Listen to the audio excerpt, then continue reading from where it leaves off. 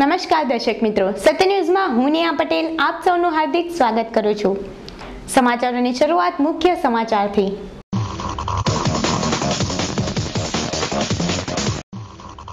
વલસાડમાં જિલ્લા પંચાયતમાં ચેક ડેમનો મુદ્દો ગરમાયો। ધરમપુર કપરાડા વિસ્તારમાં 27 ચેક ડેમ કમ કોઝવે ધોવાઈ જતા સવાલો ઉઠાવાયા। સામાન્ય સભા દરમિયાન સભ્ય પ્રકાશ પટેલે 4 જેટલા મુદ્દા રજૂ કરી જવાબ માંગ્યો।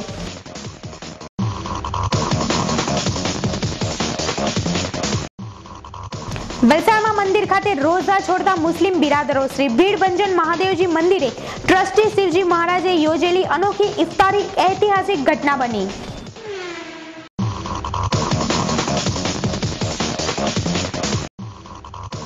વલસાડમાં આદિવાસી જાતિને મળવાપાત્ર લાભો અંગે રજૂઆત। આદિવાસી સંઘ દ્વારા અપાયું આવેદનપત્ર।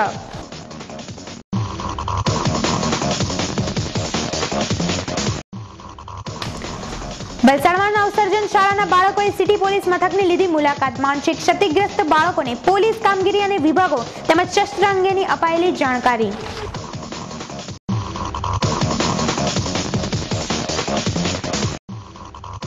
વલસાડમાં મા દશામાં વ્રતની પૂર્ણાહુતિ સાથે નીકળેલી વિસર્જન યાત્રા। વહેલી સવારે માતાજીની પ્રતિમાનો ભાવિકો દ્વારા કરાયેલું વિસર્જન।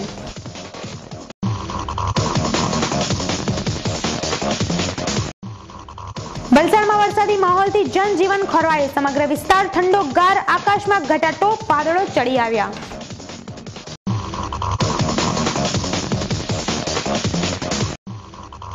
ધરમપુર સરકારી દવાખાનામાં સગર્ભાનું શંકાસ્પદ મોત।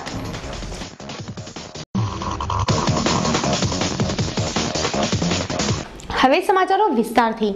વલસાડ જિલ્લા પંચાયતની સામાન્ય સભા દરમિયાન કપરાડા અને ધરમપુર વિસ્તારમાં 27 ચેકડેમ કમ કોઝવે ધોવાઈ જવાનો મુદ્દો ગરમાયો હતો। પંચાયત પ્રમુખ મીનાબેન ચૌધરીની અધ્યક્ષતામાં મળેલી સામાન્ય સભા દરમિયાન વિપક્ષના પ્રકાશ એમ પટેલે જણાવ્યું હતું કે ધરમપુર અને કપરાડા તાલુકાઓમાં ધોવાઈ ગયેલા ચેકડેમો સામે સવાલો ઉઠ્યા હતા। તદુપરાંત તલાટીઓની સંખ્યા પૂરતી નહીં હોવાથી અરજદારોને દાખલા તેમજ મહેસૂલ વેરાના કામો માટે પડતી હાલાકી અંગે વિસ્તૃત રજૂઆતો કરી હતી।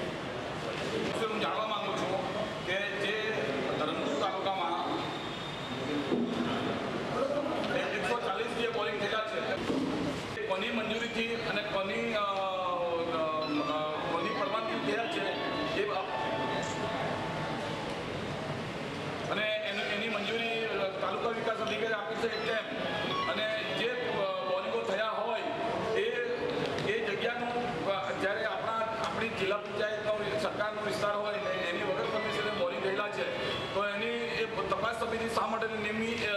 મિટિંગ આપે. વહીવટી મંજૂરી આપવામાં આવેલ ન હોય, વર્ક ઓર્ડર આપવામાં આવેલ ન હોય, જેથી કોઈ પ્રશ્ન નહીં, પણ જ્યારે પેલા હું એફિડેવિટ આપે ત્યારે આપણા વિસ્તારમાં જે આપણા જિલ્લા પંચાયતના વિસ્તારમાં આ બોરિંગો થયા છે જાહેર હિત માટે. તો ભાઈ પછી આપણે પછી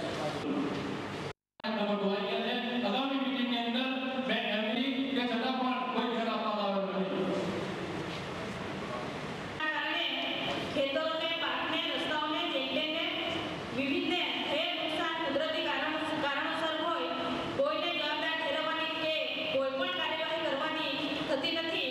ચેકડેમની યાદી સામેલ છે.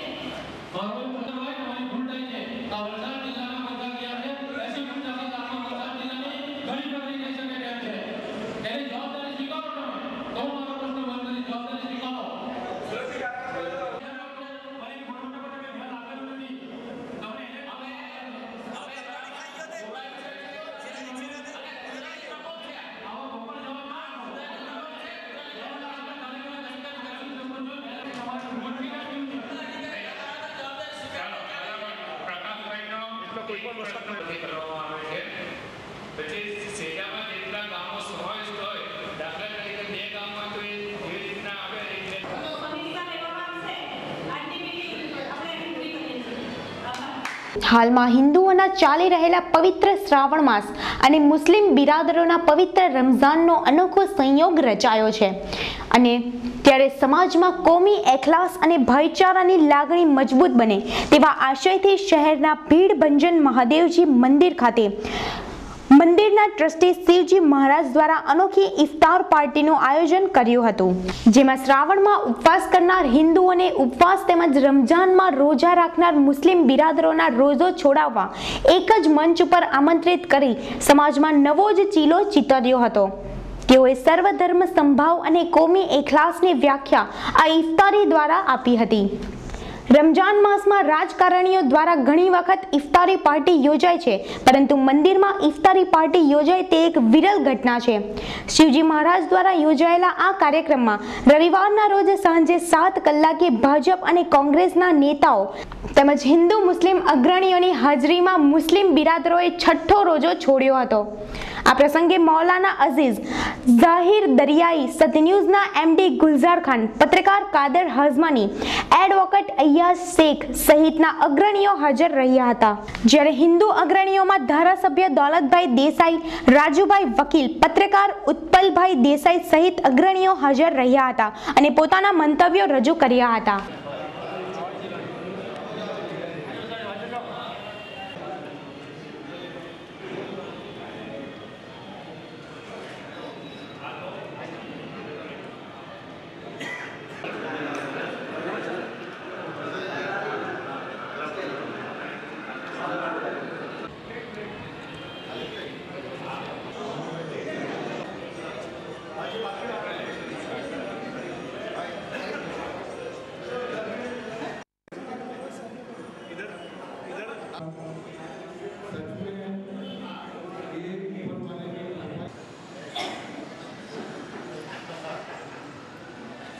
આજના સમારંભના પ્રમુખ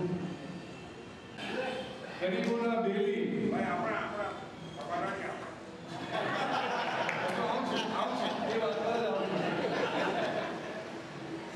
શ્રી મહારાજ, અત્રે ઉપસ્થિત बहनों और भाइयों, पवित्र श्रावण मास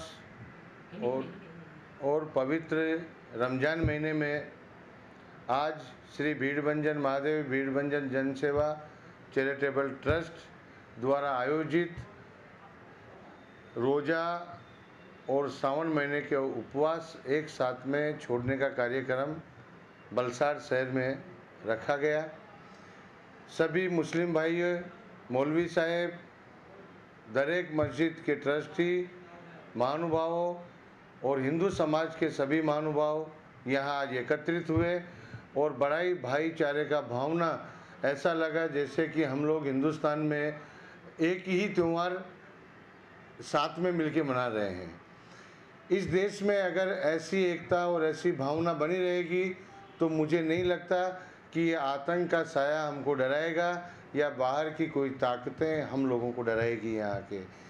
मैं सभी लोगों से प्रार्थना करता हूँ, सभी धर्म वालों से, कि ऐसा आयोजन और भी जगह हो, जिससे ये देश जो आज तथाकथित जो नेता लोग हैं या और कोई वर्कर्स हैं जो देश की स्थिरता को डगमगा रहे हैं, अस्थिर कर रहे हैं, देश की सीमाओं के ऊपर खतरा बना हुआ है, तो एक ही रास्ता है कि हम लोग ऐसे त्योहारों में इकट्ठे हों और एक साथ में त्यौहार मनाएं और भाईचारे की भावना हो और गले से गले मिला के हम लोग आगे बढ़े।